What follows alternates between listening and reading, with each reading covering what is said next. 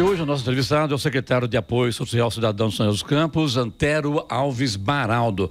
Primeiramente, secretário, bom dia, seja bem-vindo à Jovem Pan e agradecer a você por atender o nosso convite, aliás, um convite especial, ter o nosso diretor aqui da Rádio, o diretor-geral, Edson Goulart, a gente se encontrou no Paço Municipal, que foi olha, vamos lá falar sobre moradores de rua, falou, ó, tô pronto. Então seja bem-vindo e muito obrigado pelo ter aceito o convite do Jovem Pan. Bom dia e eu que agradeço o convite. Muito obrigado mesmo. Secretário, assunto que está hoje em pauta, não só em São José, como na maioria das cidades do Brasil, em especial em São Paulo, são moradores de rua. Isso realmente não é fácil. Eu vou fazer uma colocação aqui. Você, inclusive, é da reserva da Polícia Militar, é oficial da Polícia Militar, conviveu com isso na rua e agora está como secretário também e continua convivendo com esse problema nas ruas de São José dos Campos. Como é que está a situação, secretário? Pois é, Clemente, na verdade eu convivo com esse problema há praticamente 30 anos, né? E não só no Brasil. Hoje, uma pesquisa simples que a gente faça na internet, a gente vê que esse é um problema que aflige a maioria dos países do mundo, né? Em 2016 para 2017, eu fui fazer um curso em Manchester e estamos na Terra da Rainha, né? Estamos na Inglaterra, e eu lembro que eu saía de manhã para ir para a escola e a gente saía tropeçando em pessoas em situação de rua, né? Pessoas deitadas na calçada, usando drogas. O ano passado eu tive que fazer uma viagem também, fui para a França, Espanha, Portugal, e você vai, por onde vai passando, você vai encontrando essa realidade, né?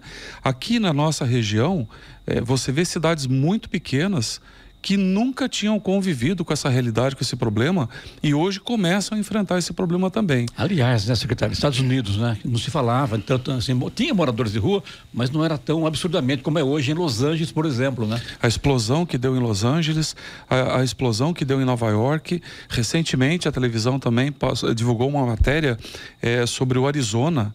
Fênix teve uma explosão de pessoas em situação de rua também. Eles estão com espaço na cidade para atender mais de 2.000 pessoas por dia. Dessas 2.000, mais de 1.000 pessoas pernoitam nesse espaço. Então, para você ver que realmente é um desafio para a humanidade hoje entender e resolver esse problema, porque ele aflige a todos nós, né? E eu dizia, a gente faz reuniões de secretários municipais aqui da região metropolitana e às vezes o colega comenta com a gente e fala, nossa, eu nunca tive essa realidade na minha cidade, eu não sei nem por onde começar, porque nós nunca vivenciamos um problema desse. De repente você abre a janela da secretaria e vê que a cidade passou a ter também pessoas em situação de rua, né? E o que fazer nessa situação, né? Então, é um caso sem volta? Olha, eu acredito que é um caso de difícil solução. Entendi. E eu entendo, assim, um diagnóstico que eu faço a partir da experiência, da vivência que a gente tem, não apenas na secretaria. Eu acho que o diagnóstico é difícil porque ele é um problema com múltiplos atores.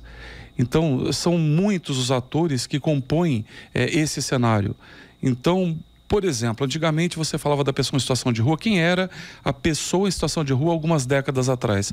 Era aquela pessoa que teve um problema familiar, uma desilusão amorosa, um problema econômico, eventualmente um desemprego. Essas pessoas é que iam para as ruas. Hoje, 80% de quem está nas ruas, pelo menos aqui em São José dos Campos, e eu acho que em São Paulo não deve ser diferente, está acompanhando pela televisão, são pessoas que têm algum vínculo com o mundo das drogas. Então, 80% de quem está na rua hoje está porque depende de droga, é usuário de droga. Aí já entra segundo, na verdade, ator desse cenário, que é a segurança pública. E é por isso que aqui em São José dos Campos, desde a época em que o Felício foi nosso prefeito e agora, sob a batuta do nosso prefeito Anderson, nós temos caminhado com São José Unida, que tem trazido resultados muito eficazes para a nossa cidade no combate à criminalidade, sobretudo do tráfico de drogas. Porque a gente conseguindo atacar a questão do tráfico de drogas, inevitavelmente isso vai refletir na questão da população de rua também. E o traficante da cidade ou de fora, secretário? Em todos os níveis, né? Então, a droga não é feita aqui, muito menos no Brasil. Então, há uma questão também de tráfico internacional de drogas, que envolve outros níveis, outros escalões de segurança pública, a própria Polícia Federal. Depois há uma questão estadual também, que é essa droga andando pelas nossas cidades, permeando as cidades do nosso estado. E há também uma questão municipal, que é o pequeno traficante que recebe, distribui, abastece as cidades e cria toda uma rede em torno dele para que as pessoas tenham acesso a essas drogas, né? E Com a droga mais fácil, com a droga nas ruas, evidentemente que esses 80% da população de rua que tem algum vínculo com a droga, na maioria deles já são dependentes, em alguns casos até dependentes já bem avançados, né?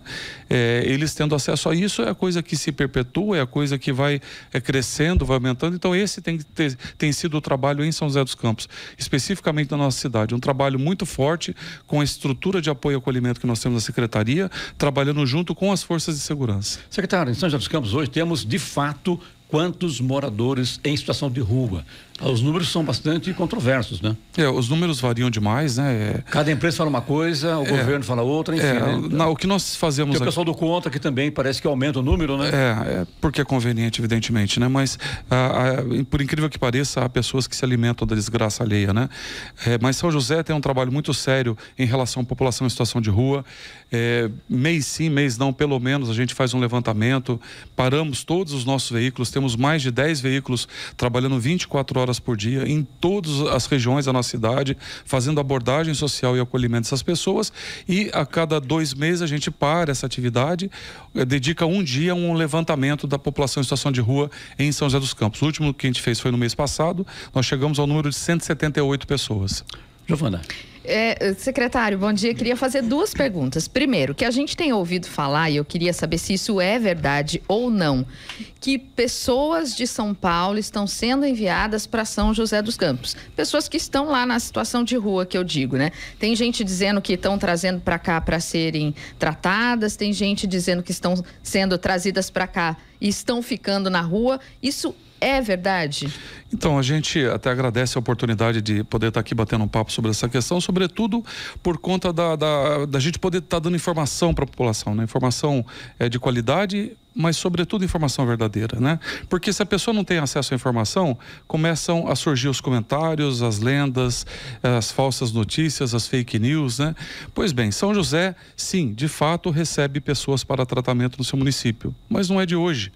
O primeiro contrato assinado pelo governo do estado para firmar uma parceria com uma entidade para fazer uma comunidade terapêutica e atender a população em situação de rua, o primeiro contrato do governo do estado foi em 2013, quando o então governador Geraldo Alckmin assinou com uma comunidade de São José dos Campos. Então, é fato que São José recebe desde 2013. Não desde hoje, nem desde ontem. Mas é fato que essas pessoas vêm para um centro para tratamento. E não usar um termo forte aqui, secretário. E não para serem despejadas nas ruas, né? Não. Elas vêm para tratamento dentro de uma demanda que a cidade tem condições de atender, uma capacidade instalada no município que tem condições de atender essa demanda.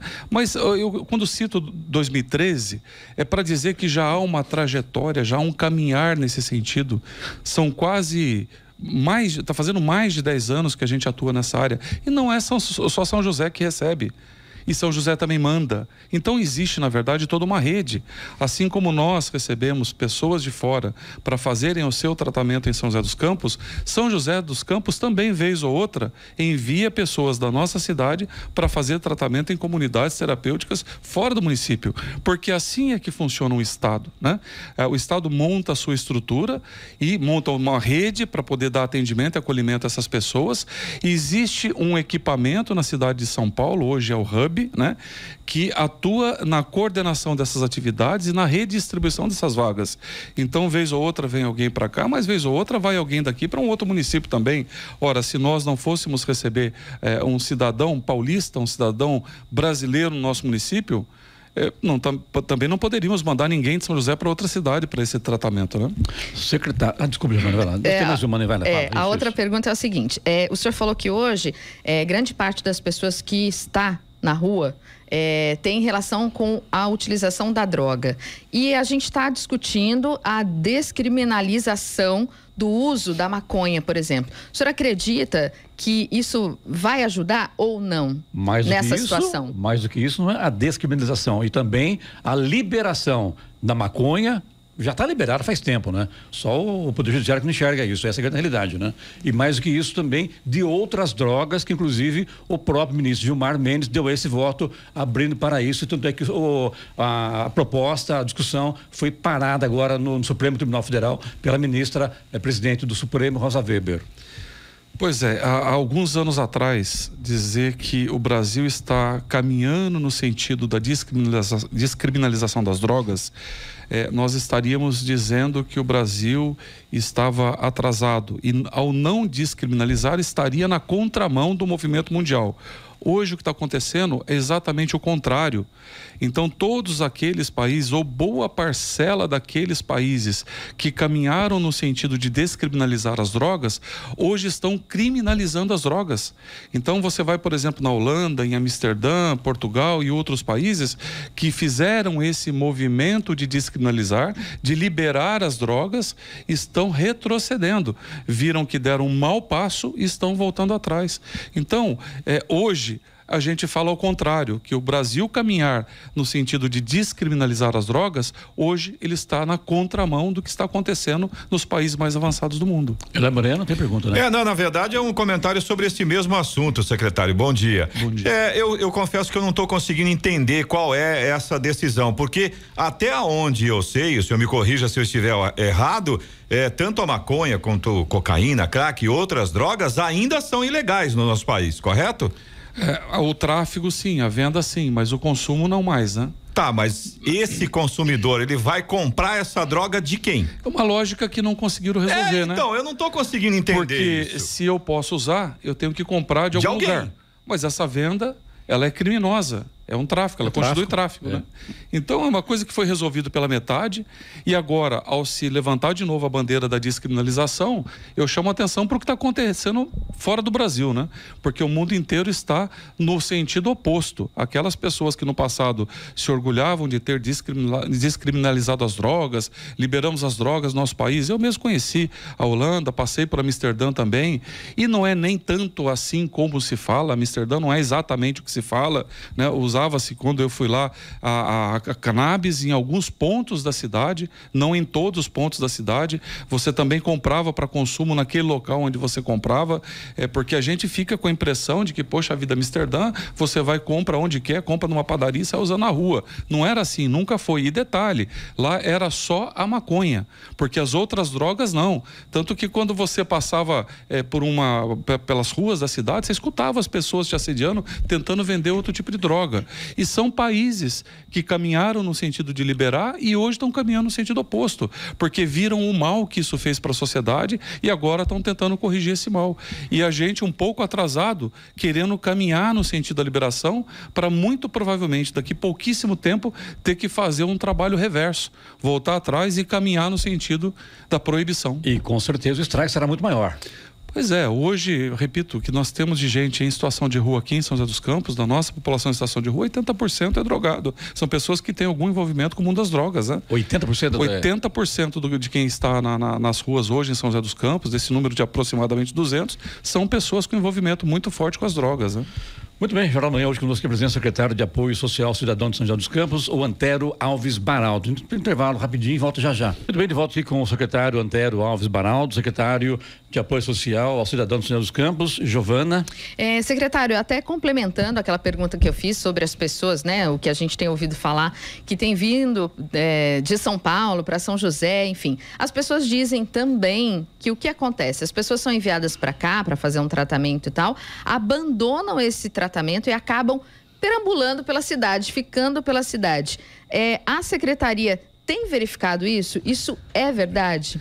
Pois é, Giovana, até onde a gente pesquisou, isso não é verdade. Eu consegui chegar a um caso de uma pessoa que foi encaminhada de São Paulo para São José dos Campos, saiu da comunidade terapêutica e ficou em São José dos Campos. Que caso é esse? Um cidadão de São José dos Campos que foi para São Paulo, se envolveu com a droga lá na Cracolândia, pediu apoio, foi encaminhado para uma comunidade terapêutica de São José dos Campos e aqui ele viu que não ia conseguir acompanhar o tratamento e evadiu-se da comunidade terapêutica e voltou para a cidade dele, onde é São José dos Campos. Então esse é o caso que nós temos um registro oficial, com voz, com imagem, acompanhamos esse caso, porque nos demais casos, primeiro, um registro interessante também, as pessoas que estão sendo encaminhadas para as comunidades terapêuticas a partir do hub, na sua grande maioria não são da Cracolândia, porque o hub tal qual ele foi estruturado, com a rede de serviços que ele envolve, criou nas famílias uma segurança e tem feito com que as famílias estejam se antecipando e procurando o Hub para buscar uma solução para suas famílias, para os seus entes queridos que estão entrando nas drogas. Então, hoje, já boa parcela do que se encaminha a partir do Hub são pessoas que estão vindo das famílias e não ainda da Cracolândia. O Estado conseguiu se antecipar esse processo graças à estrutura do Hub e as pessoas estão procurando o Hub antes mesmo de ir para as ruas. E uma pequena parcela do que é encaminhado para o interior e para as comunidades terapêuticas, esses sim são da Cracolândia. E quando vem para cá, vem com controle desses movimentos. O Hub controla as pessoas que ele encaminha. Quando essa pessoa ela chega numa comunidade terapêutica, é feita uma triagem daquela pessoa, uma conversa com os técnicos e muitas vezes ali, já logo naquele primeiro momento, se chega à conclusão que aquela pessoa não vai poder ficar. Ou porque ela não quer, ou porque a entidade entende que ela não vai conseguir participar do seu processo terapêutico, ou porque o pessoal de São Paulo compreende que não vai dar para ficar. Ele volta imediatamente. Esse movimento é diário. Então, todos os dias existe um movimento de viaturas que vêm a São José dos Campos, que acompanham essas pessoas que estão em tratamento e aqueles que não estão em condições de ficar, retornam para os seus locais de origem. E aí tem até uma peculiaridade, uma particularidade que reforça isso que eu estou falando para vocês agora. A pessoa que está envolvida no mundo das drogas, ela participa, ela vive dentro de um ecossistema. Então, é natural dessa pessoa, quando ela quer voltar para as drogas, numa crise de abstinência, por exemplo, ela voltar para o seu ecossistema, que é onde ela domina. Ela sabe onde comprar droga, com quem comprar, quanto que ela vai pagar. Ela não vai se aventurar numa nova cidade para tentar ali dentro daquela cidade montar toda a sua estrutura de... E ser aceita, né? Toda... Existe uma Sim, briga, tem tudo né? isso. Então, primeiro, elas vêm e ficam. As que não ficam retornam para os seus locais de origem. Né? E o registro que nós temos de pessoas que vieram e saíram da comunidade terapêutica, que eu tenho apenas um. Esse caso que ela fugiu, é uma fuga, quer queira que não, ela cometeu uma fuga de um centro de tratamento. O que acontece? Para por ali? Volta para o ciclo. Então a pessoa volta para a situação de rua. Mas o poder público não vai fazer nada. Não, porque eu lembro que em 2021, Clemente, a gente conversando com o Anderson e com o Felício, em 2021, não sei se vocês lembram, nós tivemos inverno de 3 graus de temperatura em São José dos Campos. E nós decidimos naquele momento que nós deveríamos fazer a remoção compulsória dessas pessoas da rua. E nós não pudemos fazer, a justiça não nos autorizou, que ficamos proibidos, impedidos de tirar compulsoriamente aquelas pessoas que corriam risco de morte das ruas, não podemos tirar naquela época. Na sua opinião, o Poder Judiciário tem culpa nisso, secretário? Olha, eu acho Não estou citando nomes, estou citando os poderes constituídos na nação: executivo, legislativo e judiciário. A gente teria que discutir também, e eu acho que provavelmente nós não teremos tempo para isso, o porquê isso acontece, né? O porquê ocorre uma excessiva judicialização dos poderes públicos do executivo no nosso país, né? Tem uma origem isso daí, né? Por muito tempo os nossos executivos não andaram bem, né? E deram motivo, deram causa para essa entrada do judiciário na gestão dos municípios, dos nossos estados, né? Então tem uma origem, né? Hoje, de fato, nós percebemos um volume muito grande de judicialização das questões municipais, né? Mas a gente não pode esquecer que lá atrás isso teve uma origem, né? Se o judiciário veio, é porque em algum momento o executivo não estava dando conta do recado, não estava fazendo bem feito aquilo que deveria fazer, né? Eu estava vendo aqui que tem na pauta aqui, mas a gente não vai conseguir entrar no quesito, que tem aqui o CMDCA, que é o Conselho Municipal dos Direitos da Criança e do Adolescente, e também do Conselho Tutelar. Quando você fala em moradores de rua, esses dois órgãos estão incluídos? Como é que está a situação de menores drogados nas ruas, secretário? E quais são as ações desses dois órgãos? Primeiro que a gente não tem detectado a mesma realidade do envolvimento das drogas com crianças como nós detectamos com adultos. Então a gente não percebe num primeiro momento esse movimento do mundo das drogas alcançando crianças e adolescentes do município, né? A gente tem percebido isso sim no mundo dos adultos, mas da criança e adolescente não.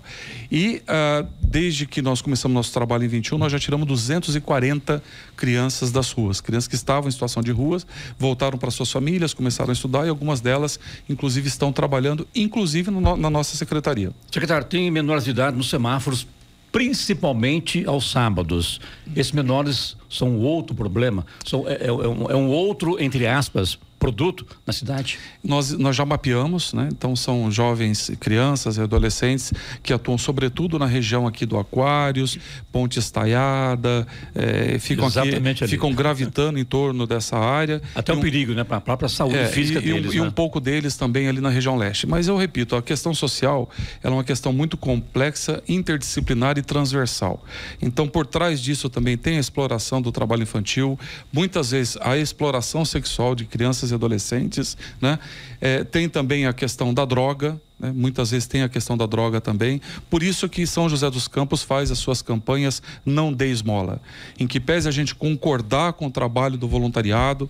Nós recentemente fizemos mais uma reunião com os voluntários de rua de São José dos Campos, concordamos, respeitamos o trabalho do voluntário de rua, estamos juntos com ele, mas a gente não pode deixar de fazer as nossas campanhas e alertar a população que quando você baixa ali a janelinha do seu carro e dá um dinheiro, você sabe da onde saiu do seu bolso, mas você não sabe para onde vai. E a destinação desse dinheiro ruim, né? Pode ser a droga, pode ser exploração sexual infantil, pode ser exploração do trabalho infantil. Por isso que São José dos Campos desestimula esse tipo de doação. Bom, já fica aqui então o convite aí ao secretário Antero para que volte outras vezes aqui. Nosso tempo se esgotou. Falar com o seu assessor de imprensa aqui, né, para tomar providência sobre isso e já agendar o retorno do secretário, porque o assunto realmente merece uma pauta bacana, secretário. Agradecer a presença do Lucas, meu assessor de imprensa, sempre me acompanha, e a vocês pelo espaço tão generoso e sobretudo pelo espaço para falar um pouco do social, uma pauta tão importante que hoje está tão vibrante em todos os países, todas as cidades, poder falar um pouquinho para a nossa população a respeito disso, eliminando um pouco de fake news e de informações equivocadas, ajuda muito a gente a construir uma cidade cada vez melhor para todos nós. E isso é consciência também, né? Sim. Se tiver consciência que realmente existe um problema e todo mundo se ajudar, a coisa vai resolver, né? Ou vai amenizar. Agora, só para abrir o microfone e ficar gerando fake news, não é um bom negócio, com certeza. Esse é o ponto principal de todos, Clemente. Nós todos somos atores desse cenário, cada um com o seu papel para a solução desse problema. Muito bom dia, muito obrigado. Eu que agradeço. Bora.